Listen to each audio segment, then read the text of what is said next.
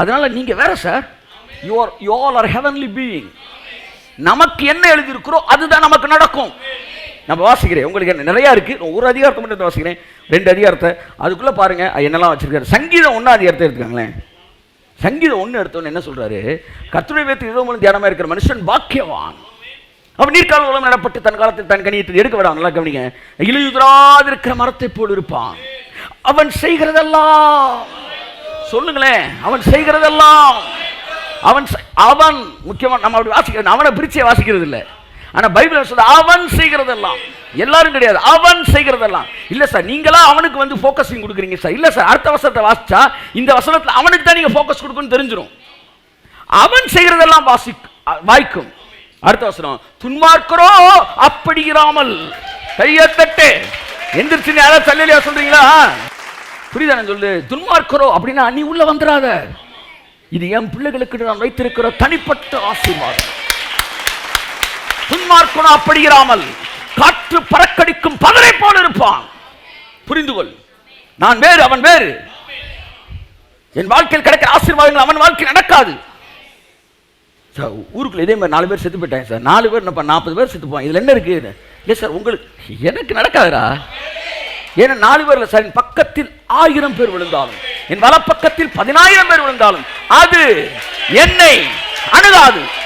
எவ்வளவு பெரிய ஸ்பெஷல்! நான் எப்படி பிரிக்கிறார் பாருங்க, எப்படி கேரர் பாருங்க. நீங்க அது என்ன சொல்றே? 1000 நடக்குண்டா, 1000 பேருக்கு நடக்குண்டா, தூரத்துலடா, உன் பக்கத்தில் நடக்கும். சார் நேற்று இருந்தா நேற்று உங்க கூட டீ சாப்பிட்டு இருப்பான், நீ செத்து போயிருப்பான். நாளைக்கு நீ செத்து போயிருந்தது இல்ல, நீ அதுக்கப்புறம் இன்னும் ஒரு 70 வருஷம் வாழ போற, 80 வருஷம் வாழ போற. ஆமா, நீ சொல்லுவ பின்னாடி என் கூட டீ சாப்பிட்டு வரும், அவன் 100 வருஷத்துக்கு முன்னாடி செத்தாரு. ஆனா அதுக்கப்புறம் எதுக்கு சார்? பக்கத்துல 1000 பேர் செத்தாலும் வலது பக்கத்தில் 10,000 பேர். என்ன சார் இது? சார் 10,000 பேர் செத்தாலும் உங்களுக்குள்ள இருக்கிற ஃபெய்த் குறையவே கூடாது, அது உங்களை அணுகாது. அப்ப நீங்க யாரு? நீங்க யாரு? நீங்க 1000ல் ஒருவன். ஆமென், ஆமென், ஆமென், ஆமென். 1000ல் ஒருவன். ஆமா, பக்கத்தில் 1000ல் ஒருவன், வலது பக்கத்தில் 10,000. ஸோ இல்ல இதெல்லாம் வெரி சீரியஸ் மேட்டர். நீங்க சிரிச்சுட்டு கேட்கலாம், இப்படினாலும் கேட்டுக்கலாம். ஆனா தட்ஸ் த வந்து ட்ரூத். அப்ப எனக்கு அது நடக்காது. நான் வேற, நான் வேற, நான் வேற. என் மேல ஒரு கரம் இருக்கிறது, என் மேல ஒரு மகிமை இருக்கிறது. ஓ, ரத்தத்தினால் அவரை அழைத்திருக்கிறார். எதற்காக உன்னை உலகத்தாரோடு ஒப்பிட்டு பார்த்து கொண்டிருக்கிறாய்? எதற்காக உலகத்தாரோடு ஒப்பிட்டு பார்த்து கொண்டிருக்கிறாய்?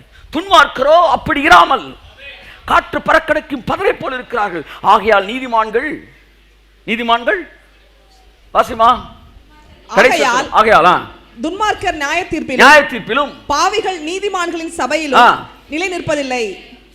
நீங்க வேற கிளாஸ். தயவு செய்து அது மனசுல வச்சுக்காங்க. அதுக்கு தான் நீதிமான பத்தி தொடர்ந்து நம்ம வாசிச்சுக்கிட்டே இருக்கிறோம். நான் வேற கிளாஸ். அப்படியே மாற்றட்டும். நீதிமொழிகள் 2:21-22 வாசிங்க. நான் ஒரு 10 வசனம் வாசிக்கிறேன். நீதிமானையும் துன்மார்க்கனையும் எப்படி செப்பரேட் பண்ணி பண்ணி காட்டுறாரு கர்த்தர்.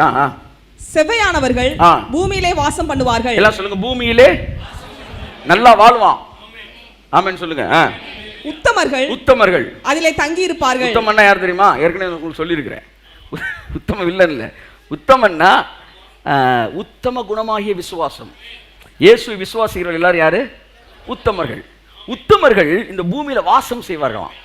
ஆனா உத்தமன் எல்லாம் சேர்ந்து ஜெபிச்சுட்டு இருக்கிறாங்க. நாங்கள் ஓடி போறோம், ஆண்டவரே எங்களை கூட்டிட்டு போங்க, கூட்டிட்டு போங்கன்றாங்க. இல்லடா, நீ தாண்டா வாழணும். அடுத்த வசனம், துன்மார்க்கரோ, துன்மார்க்கரோ பூமியில் இருந்து அற்புண்டு போவார்கள்.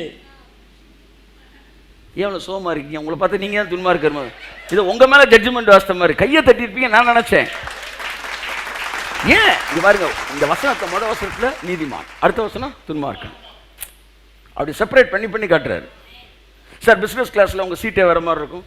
அன்னைக்கு போய் இதில் உட்காந்துட்டு லைட்டாக புஷ்பேக்காக இருக்கும்னு நினச்சி அமுக்கிறேன், தேடுறேன், கடை கடை, அதெல்லாம் அப்படியே தான் சார் இருக்கணுன்றாங்க. ஏன்னா போகிற பக்கம் நிப்பாட்டி வச்சு கூட்டி போயிருவீங்க போலன்னு. அது உள்ள நுழைய கூட முடியல. நம்ம நம்ம நம்ம நம்மளுடைய ஓன் ஃப்ளைட் வந்து இப்படி இருக்காது. ஆமாம், ஃபுல்லாக பாண்டு படத்தில் வில்லைங்க பறப்பாங்க பாருங்க, அந்த மாதிரி தான் இருக்கு. ராமன் சொல்லுங்க. ஆமேன், ஆமேன், ஆமேன். துன்மார்க்கரோ பூமியில் இராதபடி அறுப்புண்டு போவார்கள். துரோகிகள் அதில் இராதபடிக்கு நிர்மூலமாவார்கள். எவனாச்சும் உங்களுக்கு துரோகம் பண்ணி இருந்தான்னு வச்சுக்கோங்க, உங்கள்கிட்ட பேசுறத 100 பேர்ட்ட பேசுறவனா இருந்தான்னு வச்சுக்கோங்களேன், அவர்கள் அறுப்புண்டு போவார்கள். பைபிள் சொல்லுது துரோகிகள் அறுப்புண்டு போவார்கள். தன் வாயை விரிவாய் திறக்கிறவனோட கலவாதே. உன்கிட்ட பேசுற இன்னொருத்தன் பேசிட்டான்னு தெரிஞ்சிருச்சுன்னா அதோடு அவனுக்கு வச்சிரு செக்கு. அவன்கிட்ட மட்டும் வாயை திறந்துடாத. ஒருவேளை திறந்தீங்கன்னா ஏதாச்சும் குண்டக்க முண்டக்க மாற்றி மாற்றி சொல்லிவிடு. அவன் மாற்றி மாற்றி பேசிட்டே இருக்கட்டும். துன்மார்க்கரோ அறுப்பு, துரோகிகள் அதில் இருக்க மாட்டாங்களாம். அப்படின்னா என்ன அர்த்தம்? நீங்கள் நான் இருப்பீங்க சார், நீங்கள் நான் இருப்போம் சார். 3:33 வாசிமா, நீதிமொழிகள் 3:33. துன்மார்க்கனுடைய வீட்டில் கர்த்தரின் சாபம் இருக்கிறது. வீடு, துன்மார்க்கன் வீடு, அங்க என்ன இருக்குமா? சாபம் இருக்கும். அடுத்து நீதிமான்களுடைய வாசஸ்தலத்தையோ அச்சா அவர் ஆசீர்வதிக்கிறார். அப்படியே பிரிக்கிறார் பாருங்க. என்ன சார், அவன் வீடு என் வீடு, அவன் வீடு வேற என் வீடு வேற. புரிஞ்சுக்காங்க. நீங்க நீதிமானுங்க. உள்ள நுழையும் போது கதவை திறக்கும் போது இது நீதிமானின் வீடு. ஆமென். கர்த்தருடைய ஆசீர்வாதம் என் வீட்டில் இருக்கிறது. ஹalleluya. 4:18-19 வாசிமா. 4:18-19. நீதிமான்களுடைய பாதை, நீதிமானின் பாதை நடுப்பகல் வரைக்கும் அதிகமாய் பிரகாசிக்கிற சூரிய பிரகாசம் போல் இருக்கும், சூரியனை போல் இருக்கும். அப்படின்னா என்ன அர்த்தம்னா 8 மணிக்கே நல்ல வெளிச்சம் தான், 9 மணிக்கு இன்னும் வெளிச்சம், 10 மணிக்கு இன்னும் வெளிச்சம், 11 இன்னும் பிரைட், 12 நண்பகல் வரைக்கும் எப்படி ரோடு நல்லா பிரைட் ஆயிட்டே போதோ அப்படியே நீதிமான் வாழ்க்கையில போக போக குழப்பம் இருக்காதான், போக போக தெளிவு. ஆகா, அடுத்தது அடுத்தது அடுத்தது பிரைட் ஆயிட்டே போகுமா. ஆமென் ஆமென். இனிமே உங்க வாழ்க்கை ஃபுல்லா பிரைட் தான். ஆண்டவர் எங்க போக எப்படி போக நேத்து கேட்டிருக்கலாம், இன்னைக்கு எங்க போனோம் எப்படி போனோம் தெரியும், அடுத்து நாளைக்கு என்ன நடக்கும் தெரியும், அடுத்து போக நாளை கழிச்சு அடுத்த மாசம் அடுத்த வாரம் எல்லாம் போக பிரைட் ஆகும். நீதிமானின் பாதை சூரிய பிரகாசத்தை போல தெளிவா இருக்கும். அடுத்த வசனம், துன்மார்க்கருடைய பாதையோ காரிருளை போல் இருக்கும், தாங்கள் இடறுவது இன்னதல் என்று அறியார்கள். கையை தட்டுங்களேன் ஒரு அவருக்கு. அப்படின்னா என்ன அர்த்தம்? அவன் எக்கனாமிக் கிளாஸ், நானு பிசினஸ் கிளாஸ். அவன் பாதை காரிருள். ஆமா, என்னடா செய்யன்னு தெரியாது, அதனால கேலண்டர் திருப்பி பார்க்கிறான். என்ன பண்ண தெரியல, சோவியை போட்டு பார்க்கிறான். ஏன்னா இருளா இருக்கு, எங்க பாதை தெளிவா இருக்கு. ஆமென். நாங்கள் செய்கிறதெல்லாம் வாய்க்கும். அப்பா நீதிமானின் பாதை, ஆமா, நண்பகல் வரைக்கும் அதிகமாக சூரிய பிரகாசத்தை போல இருக்கும்.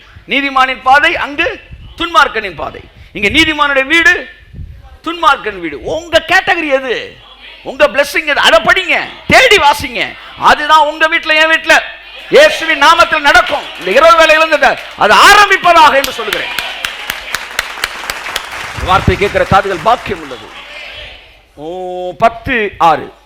நீதிமானுடைய சிரசின் மேல் ஆசீர்வாதங்கள் தங்கும். ஓகே. கொடுமையோ துன்மார்க்கனுடைய வாயை அடைக்கும். பிரிச்சுக்கிட்டே வர்றாரு.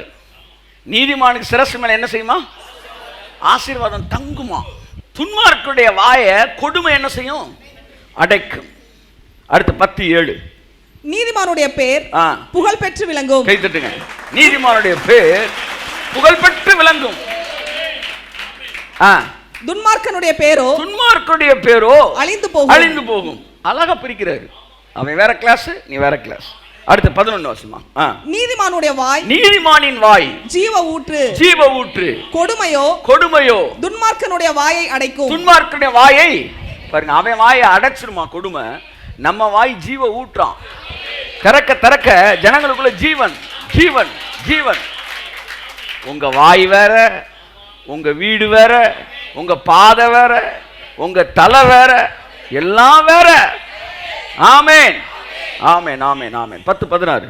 நீதிமானுடைய பிரயாசம் ஜீவனையும் துன்மார்க்கனுடைய விளைவோ பாவத்தையும் பிறப்பிக்கும். நீதிமான் எது செஞ்சாலும் அதுல இருந்து ஒரு ஜீவன் தான் வரும். ஆனா துன்மார்க்கன் செய்யற விளைவு எல்லாம் அங்கு பாவத்தை தான் ஏற்படுத்தும். ஆமென் சொல்லுங்க. ஆமென். 10:20. நீதிமானுடைய நாவு சுத்த வெள்ளி. துன்மார்க்கனுடைய மனம் அற்ப விலையும் பெறாது. பாத்தீங்களா? உங்க நாக்கு இருக்குல்ல, அந்த நாக்கு வந்து சுத்தமான வெள்ளியாம். அப்படின்னா நல்ல ரேட்டு. ஆமா. துன்மார்க்கனின் மனம் அற்ப விலையும் பெறாது. என்ன சொல்ல வரேன்னா, நீங்கள் நீதிமான்னா உங்கள் நாக்கு இருக்குது பார்த்தீங்களா, அது வந்து சுத்தமான வெள்ளி. நாக்கு மீன்ஸ் நாக்குலேருந்து வர்ற வார்த்தை. அந்த வார்த்தைக்கு வந்து வேல்யூ இருக்குது. உங்களுக்கு கூப்பிட்டு பிரசங்கம் பண்ண விட்டு கையில் ஒரு 2 லட்ச ரூபா கொடுக்குறாங்க, 5 லட்ச ரூபா கொடுக்குறாங்க, என்ன சார் அர்த்தம்? சுத்த வெள்ளி சார். நீங்கள் எவ்வளோ ஒரு உயர்ந்தரத்தில் வச்சிருக்கிறாரு. உங்கள் வாய் ஜீவ ஊற்று சார். ஆமாம், நீங்கள் போய் யாரையாச்சும் பார்த்து பயப்படாதம்மா எல்லாம் சரியாயிருன்னு சொல்லுங்களேன். சொல்லுங்க, என் வாழ்க்கை சரியாயிரு சார். ஏன்னா உங்கள் வாய் ஜீவ ஊற்று. உங்கள் வாயிலேருந்து ஊற்று வரும். நீங்கள் சொல்லணும், இந்த வியாதி சுகமாயிரும். சொல்லுங்கள், அந்த ஜீவ ஊற்று அந்த வியாதியை சுகப்படுத்திடும். நல்ல காரியங்களை பேசுங்க. எல்லாம் உட்காந்துக்கிட்டு ஊரில் வந்து எய்த்து விட்டு ஏகாம்பரத்துக்கும் வந்து மாடி விட்டு ருக்குமணிக்கு என்ன நடந்துச்சோ, எனக்கு இது எல்லாம் எதுக்கு பைபிளை வாசிக்கிற? இது துன்மார்க்கனுக்கு நடக்கிறதுக்கு உனக்கு எப்படி நடக்கும்? எல்லாருக்கும் ஒன்று தான் நடக்கும்னா எதுக்கே 2 பிரித்து எழுதியிருக்கிறாரு? எல்லாருக்கும் ஒரே மாதிரி நடக்கும்னா எதுக்கு ஒவ்வொரு வசனத்தையும் 2 பிரிக்கிறாரு? நீதிமானுடைய வாசஸ்தலத்தையோ துன்மார்க்கனுடைய வீட்டையோ, நீதிமானுடைய நாவோ துன்மார்க்கனுடைய நாவோ, நீதிமானுடைய பாதையோ துன்மார்க்கனுடைய பாதையோ, நீதிமானுடைய சிரசிலோ துன்மார்க்கனுடைய சிரசிலோ, நீதிமானுடைய பேரோ துன்மார்க்கனுடைய பேரோ. அப்படின்னா என்ன அர்த்தம்னா, என் ஜாதகம் வேற, அவன் ஜாதகம் வேற. 10:24. துன்மார்க்கன் பயப்படும் காரியம், துன்மார்க்கனுக்கு எது வந்துரும் பயப்படுறானோ அவனுக்கு வந்து நேரிடும். அந்த பயப்படும் காரியம் அவனுக்கு வந்துரும். அடுத்து, நீதிமான் விரும்புகிற காரியம், நீதிமானோ விரும்புகிற காரியம் அவனுக்கு கொடுக்கப்படும்.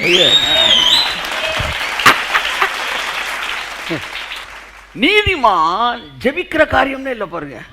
ஜெபிங்க, எவ்வளவு ஜெபிங்க, வேணான்னு நான் சொல்லல. விரும்புகிற காரியம் அப்படின்னு என்ன அர்த்தம்? இப்போ நான் மனசில் ஒன்று அப்படி யோசிச்சுட்டேன்னா கிங் அப்படின்னு பரலோகத்தில் லைட் எரியுமா? நீங்கள் ஃப்ளைட்டில் போகும்போது இப்போ தண்ணி வேணும், ஒரு பட்டன் அமுக்குறீங்க, கிங் அப்படின்னா அந்த அம்மா வந்து நின்றோம். ஒரு 1/4 மணி நேரம் கழிச்சு வரும்.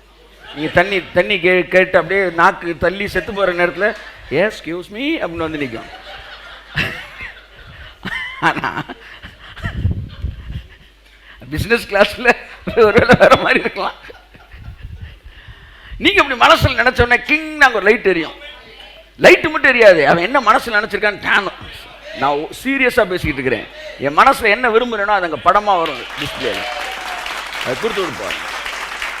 கொடைக்கானல் ஒரு நல்ல ரிசார்ட்டு, 2500 3000 பேர் தங்குற மாதிரி ஒரு பெரிய ஒரு கேம்ப் சைட்டு.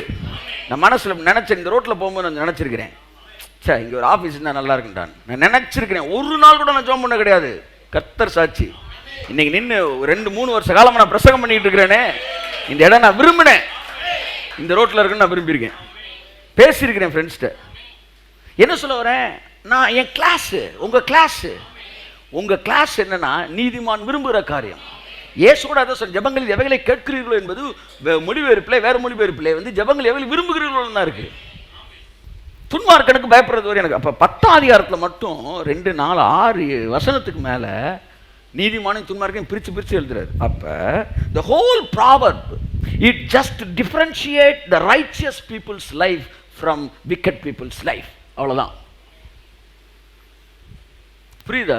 அதுதான் முழு அந்த நீதிமொழிகள் எல்லாம் மேக்சிமம் என்னன்னா, துன்மார்க்கன் எப்படி இருப்பான், நீதிமான் எப்படி இருப்பான், அந்த டிஃபரன்ஷியேட் பண்ணி தான் காட்டுது. எவ்வளோ நல்லவர் தேவன். தேடி வாசிங்க. தேவன் யார்? வித்தியாசப்படுத்துகிற தேவன்.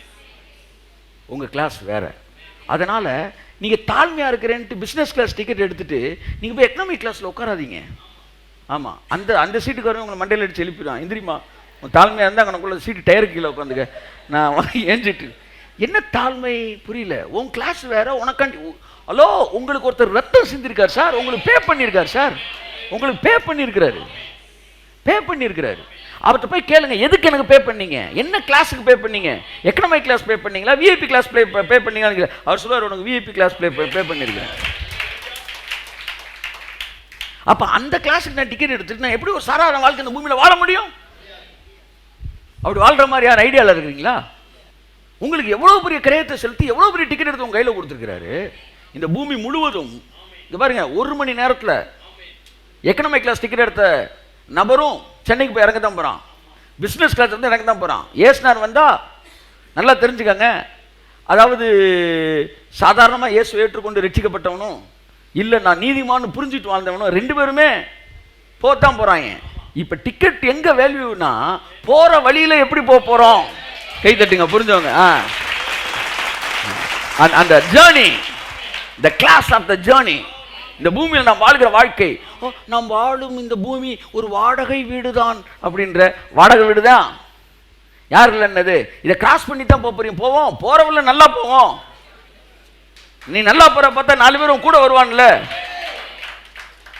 ஏன் உன்னை பார்த்தாலே வந்து ரொம்ப செத்து சுண்ணாமான மாதிரி உன்னை பார்க்குறேன், ஏசுநாதர்கிட்டே வர்றதுக்கு யோசிக்கிற மாதிரி ஒரு இப்போ வேலையை பண்ணுறீங்க.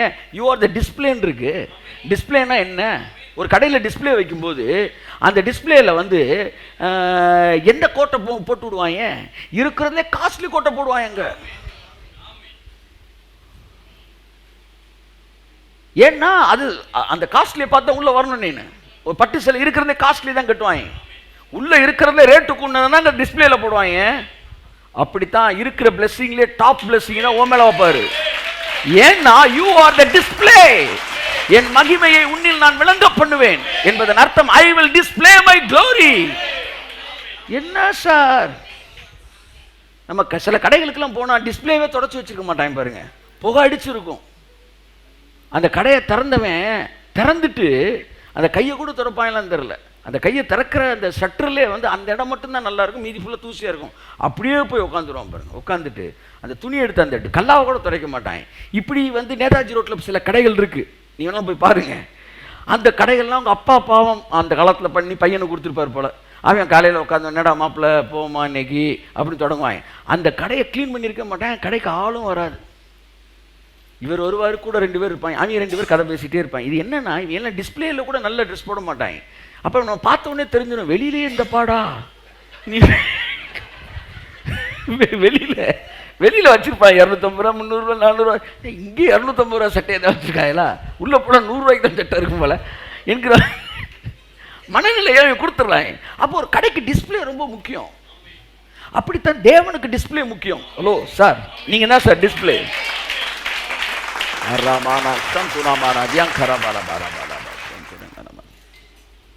தேவனுக்கு ஒரு ஆசை என்ன தெரியுமா? என் ஜனங்களை நான் வித்தியாசப்படுத்தி காட்ட வேண்டும் என்பதுதான். யாத்ரா 8ஆம் அதிகாரம் 23ஆம் வசனத்திலே பார்வோனிடத்தில் சவால் விடுகிறார்.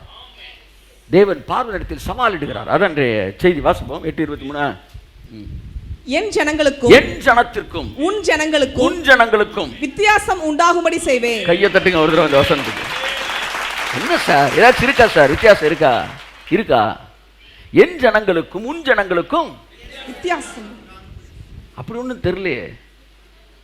அவன் போய் கடனை வாங்கிட்டு வந்து தவணை வாங்கிட்டு போறான், பின்னாடி நம்ம குரூப்பும் போய் தவணை வாங்குது. இதுல வந்து அவன் கூட ஒழுங்கா கட்டிடலான்றான். அப்படி வேற சில குற்றச்சாட்டுகள் வருது. ஆனா அங்க அவர் சவால் விட்ட தைரியமா, என் ஜனத்துக்கும் வித்தியாசம் ஏற்படுறா சொல்லிட்டு இங்கிட்டு வந்துட்டு தான் என்ன இப்படி இருக்கிறாங்க. நான் ஒரு தடவை இப்படி தான் ஹவுசிங் போர்டில் சவால் விட்டேன், உங்களை கோர்ட்டில் சந்திப்போம் சார். உங்களை நீங்கள் வந்து செஞ்ச தவறு என் இடத்துல ஒரு லஞ்சம் கேட்டார், ஆகையால் வந்து நான் அது கொடுக்கல, அதுக்காண்டி 1.5 லட்ச ரூபா அவர் வந்து எனக்கு வந்து ஃபைன் போட்டிருக்காரு. இல்லை நீ கட்டிட்டாவணும். நான் முடியாது சார், ஏன்னா நான் வந்து என் கையில் வந்து நீங்கள் இதே கொடுக்க பேசிக்கிட்டோன்னே. அப்போ முடியாது சார். முடியாதா? அப்போ கோர்ட்டில் சந்திப்போம்ட்டேன். கோர்ட் எந்த திசையில் இருக்குன்னு வெளியில் வந்து கூட அண்ணே கோர்ட்டு எந்த கோர்ட்டுக்கு போட்டே தெரியாதுடா என்ன கோர்ட். உடனே நம்ம லீகல் அட்வைசர் கூப்பிடி ஆபுட் கிளம்பிட்டேன். கிளம்பின அப்புறம் என்ன செய்யணும் தெரியல. ஆனால் பாருங்கள், நம்மள்ட்ட ஒரு பொண்ணு வந்துகிட்டு இருந்துச்சு, அது ப்ராக்டிஸ் பண்ணிகிட்டு இருந்துச்சு. டக்குன்னு அவங்க அந்த லாயர்கிட்ட சொல்லிச்சு. அவர் நம்ம சார் போனார், பேசினார். தமிழ்நாடு சரித்திரத்தில் ஹவுசிங் போர்டுக்கு எதிராக ஒருத்தன் கேஸை போட்டு அந்த கேஸில் ஜெயிச்ச தனி மனுஷன் நம்ம தான். ஒரு 2000 பேர் ஏற்கனவே ஒரு கேஸை போட்டிருக்காங்க. அது 20 வருஷம் நடந்துட்டு இருக்கு. எனக்கு தெரியும். நான் ஒரே ஆளாக போய் ஒரு தடவை கூட கோர்ட்டுக்கு போகல. அப்பவும் கூட நான் போகாமலே ஜட்ஜ்மெண்ட். இப்போ என்னன்னா, உங்களை நம்பி அவர் சொல்லிட்டாரு, என் ஜனத்துக்கு வித்தியாசத்தை காணப்படுவார். என் அன்புக்குரியவர்களே, தேவனுடைய மனதின் ஆசை விருப்பம் என்னவென்றால், என் நிழலுக்கு வந்தவர்களை வாழ வைத்து நான் காட்ட வேண்டும் என்பதுதான். எவனாச்சும் ஒருத்தன் உங்க கூட இருந்தால் லைஃப் ஓடி அடையாது சார் அப்படின்னு சொல்லிட்டு வெளியில் வேலைக்கு போயிட்டான்னு வச்சுக்கோ, ஒரு பேச்சுக்கு. இப்போ உங்க கூட ஒரு 4 பேர் வேலை பார்த்துக்கிட்டு இருக்கிறாங்க. நீ என்ன நினைப்பீங்க? முன்னாடி அவனை நான் பெரிய ஆளாகி காட்டுறேன்டா நினைப்பீங்களா இல்லையா? அதைத்தான் அவர் நினைக்கிறார். என் கூட இருக்கிற என் பிள்ளைகளை நான் பெரிய ஆளாகி காட்டுறேன். அவனுக்கு வித்தியாசத்தை காணும். என்ன வித்தியாசம்? அவனுக்கு வியாதி வந்தால் உங்களுக்கு அது வராது. அவனுக்கு சுகமாகவில்லை என்றால் உங்களுக்கு அது சுகமாகும். அவன் ஒரு நாள் அவன் ஒரு 5 வருஷம் வாழ்க்கையில் இவ்வளவு சம்பாதிக்கிறேன், லைஃப் இவ்வளவு செட்டில் ஆகணும், அந்த மாதிரி 1000 மடங்கு உன்னை செட்டில் பண்ண வைப்பார். That is the difference. அந்த வித்தியாசத்தை தேவன் காண பண்ண வைக்கிறார். யாத்திரை 9ஆம் அதிகாரம் 25-26 வாசிங்க. அவர் சொன்ன மாதிரியே அந்த டிஃபரன்ஸ் நடந்துச்சு. வாசிங்க. எகிப்து தேசம் எங்கும் மனிதரையும் மிருக ஜீவன்களையும் வெளியிலே இருந்தவைகள் எவைகளோ அவைகள் எல்லாவற்றையும் அந்த கல்மலை அழித்து போட்டது. அது வெளியின் பயிர் வகைகளை எல்லாம் அழித்து வெளியின் மரங்களை எல்லாம் முறித்து போட்டது. இஸ்ரவேல் புத்திரர் இருந்த கோசே நாட்டின் மாத்திரம் கல்மலை இல்லாதிருந்தது. என்ன சார் எல்லா பக்கம் கல்மலை பெஞ்சிச்சான். இஸ்ரவேல் ஜனங்கள் இருந்த கோசே நாட்டை மட்டும் கல்மலை பெய்யவே இல்லையா? தேவன் விசேஷப்படுத்தினாரா? அன்றைக்கு விசேஷப்படுத்தின அந்த தேவன் இன்றைக்கு உன்னை என்னை விசேஷப்படுத்துவார். அத்தனை பிரச்சனைகளில் உன்னை விசேஷப்படுத்துவார். அத்தனை உலகம் பொல்லாங்கனுக்குள் கடந்தால் உன்னையும் என்னை விசேஷப்படுத்துவார். உங்களை என்னை மட்டும் இல்ல, உங்க வீட்டு நாயையும் என் வீட்டு நாயையும் துன்மார்க்கன் வீட்டு நாய்க்கு இடையில என்ன செய்வாரு? வித்தியாசத்தை ஏற்படுத்துவார். பைபிள் தெளிவா சொல்லுது. யாத்திரா 9ஆம் அதிகாரம் 3ஆம் வசனம் 4ஆம் வசனம் வாசியுங்கள். துன்மார்க்கனை நீதிமானை மட்டுமல்ல, 2 வீட்டில் வளர்ற நாய்க்குட்டி கூட. ஆமா, அந்த நாய்க்குட்டி கூட ஒரு மாதிரி இடையில ஜன்னி வரலாம். நம்ம நாய்க்குட்டிக்கு இன்னும் வராது, அப்படியே கம்பீரமா நிற்கும். ஆமா, அவன் ராக் வில்லர், அப்புறம் வேற நல்ல நாய் சொல்லுப்பா, இதெல்லாம் வாங்கி வச்சு கூட அது வியாதி பிரச்சனை. நம்ம ஒரு நாட்டு நாய் ராஜபாளையத்தில் போய் ஏங்க வா அப்படின்னு அது கும்முன்னு அப்படின்னு காதை தூக்கிட்டு நின்றுகிட்டு இருக்கோம். வாசிங்க அதை. கர்த்தருடைய கரம் வெளியில் இருக்கிற உன் மிருக ஜீவன்களாகிய குதிரைகளின் மேலும் கழுதைகளின் மேலும் ஒட்டகங்களின் மேலும் ஆடு மாடுகளின் மேலும் இருக்கும். மகா கொடிதான கொள்ளை நோய் உண்டாகும். கர்த்தர் இஸ்ரவேலரின் மிருக ஜீவன்களுக்கும் எகிப்தியரின் மிருக ஜீவன்களுக்கும் வித்தியாசம் பண்ணுவார். கையத்தட்டு. எவ்வளவு பெரிய தேவன், எவ்வளவு சென்சிட்டிவா வேலையை பார்த்துக்கிட்டு இருக்காரு. அவன் வீட்டில் இருக்கிற மிருக ஜீவனுக்கும் வீட்டில் இருக்கிற மிருக ஜீவனை கூட நாம் வித்தியாசம் ஏற்படுத்துவனா? அவன் வீட்டில் இருக்க பிள்ளைக்கும் வீட்டில் இருக்க பிள்ளைக்கும் வித்தியாசம் ஏற்படுத்த மாட்டாரா? அவன் பிசினஸுக்கும் பிசினஸ்க்கு வித்தியாசம் ஏற்படுத்த மாட்டாரா? அவன் குடும்பத்துக்கும் குடும்பத்துக்கு வித்தியாசம் ஏற்படுத்த மாட்டாரா? மிருக ஜீவனுக்கு வித்தியாசம் ஏற்படுத்துவாரா? நாய்க்குட்டி நிற்கும் போது அது தூதன் எல்லா நாய்க்குட்டியும் அடிச்சுக்கிட்டு கத்த கத்த கத்த செத்துக்கிட்டு இருக்கும் போது டக்குன்னு நம்ம வீட்டுக்கு முன்னாடி நீதிமான் நாய்க்குட்டி விலை பேரு கையை தட்டுங்க சார். என் நாய்க்குட்டி கூட அவ்வளவு அதிகாரம் கொடுத்துருக்கு பரலோகம். எவ்வளவு பெரிய தேவன். உங்க கிளாஸ் எது? உங்களுடைய கேடர் எது? புரிந்து கொள்ளுங்கள். சிந்தனை இயேசு நாமத்திலே ரத்தத்தில் கழுவப்படட்டும். ஆமென் ஆமென் ஆமென் ஆமென். சோ தேவன் வித்தியாசத்தை ஏற்படுத்துகிற தேவன். பார்வை இடத்துல தான் சொன்ன வித்தியாசத்தை ஏற்படுத்துவேன். பைபிள் கேடர் பிரிக்குது சார். பாவி, சரியா, துன்மார்க்கன், அது ஏகப்பட்ட கேடர் இருக்கு. அதுக்குள்ள பல கேடர் இருக்கு. குற்றம் என்னென்னமோ சொல்றாங்க, மீறுதல், பாவம்ன்றாங்க. அதெல்லாம் ஃபெயிலான கேஸில் வர்றது. அதை பற்றி நீ யோசிக்க வேணாம். பாவின்னு பிரிச்சுடும் டோட்டலா. பாவியில பல கேட்டகரி இருக்குன்றாங்க. பாவி நீதிமான் வேற கேட்டகரி கொண்டு வர்றாரு. நீதிமானோட எல்லாம் பிசினஸ் கிளாஸ். அடுத்து நீதிமான்கள் ஊழியம் செய்கிறவர்கள். ராமன் வராது, இது பிரிக்கிறார், கேட்டகரி பண்றாரு. அந்தந்த கிளாஸுக்கு ஏற்ற மாதிரி அந்தந்த பிளெஸிங்கை செட்ரைட் பண்றாரு. அதை டியூன் பண்ணி வைக்கிறாரு. அதை டியூன் பண்ண உடனே அந்தந்த கேட்டகரிக்குள்ள வர்றவனுக்கு அது ஆப்ரேட் ஆகிட்டே இருக்கு. மல்கியா 3ஆம் அதிகாரம் 18ஆம் வசனத்திலே தேவன் சொல்லுகிறார், வாசிப்போம். நீதிமானுக்கும் துன்மார்க்கனுக்கும் நான் வித்தியாசத்தை காண பண்ணுவேன். இந்த நாட்கள் தேவன் வித்தியாசத்தை காண பண்ணுகிற நாட்கள். ஆமென். வாசிப்போம். அப்பொழுது நீங்கள் நீதிமானுக்கும் துன்மார்க்கனுக்கும் தேவனுக்கு ஊழியம் செய்கிறவனுக்கும் அவருக்கு ஊழியம் செய்யாதவனுக்கும் இருக்கிற வித்தியாசத்தை திரும்பவும் காண்பீர்கள். கரங்களை தட்டி கர்த்தருக்கு நன்றி சொல்லுவோம். எவ்வளவு நல்ல தேவன் அந்த வித்தியாசத்தை காண்பிக்கிறார். ஒவ்வொன்றும் ஒரு class sir. A class, C class, B class, A class, A plus class, அப்படி பிரிக்கிறாரு. என் குமாரருக்கும் குமாரத்திகளுக்கும் இருக்கிற இடத்தை பார்க்கலும் மேன்மையான இடத்தை நான் நன்னகர்களுக்கு தருவேன்றார். எல்லாம் கிளாஸ் பிரிக்கிறாரு. இப்போ இந்த கிளாஸை பிரிக்கிறதுக்கு காரணம் நல்லா கவனிங்க. நீங்கள் வந்து அவனை மாதிரியே வாழணுன்றது கிடையாது. நம்பர் 1, அவனோட மோசமாக இருப்பீங்கன்ற கிடையாது, அதை சொல்லணும். அப்படி நினச்சிக்கிட்டு இருக்காங்க, அவனோட மோசமாக இருப்போம் நம்ம. இல்லை இல்லை, அவனோட மோசமாக இருக்கிறதுக்கு நீ சி கிளாஸ், அவன் சி கிளாஸ்னால் நீ டி கிளாஸ் கிடையாது, நீ பி கிளாஸு இல்லை நீ ஏ கிளாஸு. அதனால் சி கிளாஸில் கீழே நீ இருக்க மாட்டே 1, சி கிளாஸ்க்கு ஈக்குவலாகவும் இருக்க மாட்டே 2, சி கிளாஸுக்கு மேலே இருப்ப, அது மட்டும் அல்ல 3, மேலே இருக்கிற நீ ஓ மூலமாக சி கிளாஸ்ல இருக்கிற அவன் ஆசீர்வதிக்கப்படுவான். ஆசீர்வாதம் என்பது மேலே இருக்க கிளாஸ் இருந்து கீழே கொண்டு வருது. அதுக்கு தான் உங்களை மேலே கிளாஸாகவே வச்சிருக்கிறாரு.